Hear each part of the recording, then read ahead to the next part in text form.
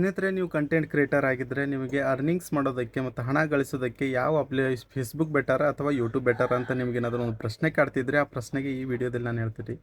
ನೋಡಿ, ಯೂಟ್ಯೂಬ್ ಅನ್ನೋದು long term ಆಗಿ ನೀವು ಯೂಸ್ ಮಾಡ್ಬೋದು, ಆದರೆ ಫೇಸ್ಬುಕ್ ಆ ಥರ ಇಲ್ಲ. ಯಾವುದೋ ಚಿಕ್ಕ ವೈಲೇಷನ್ ಬಂದರೆ ನಿಮ್ಮ ಅಕೌಂಟ್ನ ಹೋಗುವಂಥ ಸಾಧ್ಯತೆ ಇರುತ್ತೆ, ಮತ್ತು ಕಾಪಿರೈಟ್ ಬರುತ್ತೆ. ಕಾಪಿರೈಟಿಂದ ಒಂದು 2-3 ಸಲ ನೀವು ಕಾಪಿರೈಟ್ ಬಂದರೆ ನಿಮ್ಮ ಅಕೌಂಟ್ನ ಫೇಸ್ಬುಕ್ನವರು ತೆಗೆದು ಬಿಡ್ತಾರೆ, ಡಿಲೀಟ್ ಮಾಡಿಬಿಡ್ತಾರೆ. ಅದಕ್ಕೋಸ್ಕರ ಅತಿ ಹೆಚ್ಚು ನೀವು ಕೆಲಸ ಏನೋ ಕಂಟೆಂಟ್ ಅರ್ನಿಂಗ್ ಕಂಟಿನ್ಯೂ ಮಾಡಬೇಕಿತ್ತು ಅಂತ ನಿಮ್ಗೆ ಅನಿಸಿದ್ರೆ ನೀವು ಯೂಟ್ಯೂಬ್ನ ಚೂಸ್ ಮಾಡಿ. ಯಾಕಂದರೆ ಯೂಟ್ಯೂಬಲ್ಲಿ ಡೈಲಿ ಒಂದೇ ವಿಡಿಯೋ ಬಿಡಿ, ಪರವಾಗಿಲ್ಲ, ಆದರೆ ಡೈಲಿ ಕರೆಕ್ಟಾಗಿ ಬಿಡಿ ಮತ್ತು ವಿಡಿಯೋನ ಚೆನ್ನಾಗಿ ಎಡಿಟಿಂಗ್ ಮಾಡಿ, ಚೆನ್ನಾಗಿ ಕಂಟೆಂಟ್ ಇರಲಿ. ಅದು ಬಿಡ್ತಾ ಹೋಗಿದ್ರೆ ನೀವು ಕಂಟೆಂಟ್ ಗ್ರೋ ಆಗ್ತೀರ.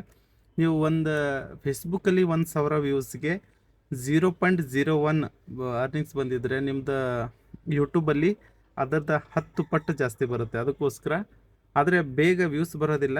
ವ್ಯೂಸ್ ಬರೋಕ್ಕೆ ಸ್ಟಾರ್ಟ್ ಆದರೆ ಕಂಟಿನ್ಯೂ ಎಂಗೇಜ್ ಜನ ಆಗ್ತಾರೆ. ನೀವು ಕಂಟಿನ್ಯೂನ ಮನಿನ ಅರ್ನಿಂಗ್ಸ್ ಮಾಡ್ಬೋದು ಕಂಟೆಂಟ್ ಹಾಕ್ಬಿಟ್ಟು. ಆದರೆ ಫೇಸ್ಬುಕ್ಕು ಈಗಾಗಲೇ ರೀಲ್ಸ್ಗೆ ತುಂಬ ಕಡಿಮೆ ಕೊಡುತ್ತೆ ಫೇಸ್ಬುಕ್ಕಲ್ಲಿ.